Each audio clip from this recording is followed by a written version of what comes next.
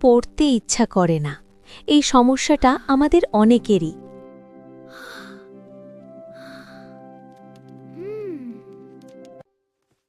কারণ আমরা পড়াকে শাস্তি ভাবি, শেখার সুযোগ না। 4টি ধাপের মাধ্যমে আমরা এই অবস্থা পরিবর্তন করতে পারি। ধাপ 1, জোর নয়, গল্প আর বাস্তব উদাহরণ দিয়ে শুরু করুন। হ্যাঁ মা, আমি যাচ্ছি। এবার ধাপ মন 2, দিয়ে পড়ি। অল্প সময় পড়া কিন্তু নিয়মিত।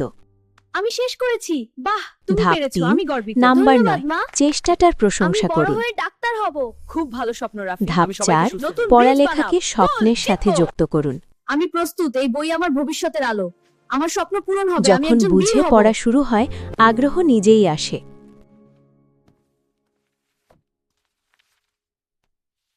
রাফি, পড়াশোনা আজ মানে চাপ অল্প নয়। পড়া, সত্যি কাল খালা? সুন্দর হ্যাঁ, ভবিষ্যৎ। এটা আগ্রহ তৈরি করার বিষয়। ওয়াও, আমি পড়তে চাই।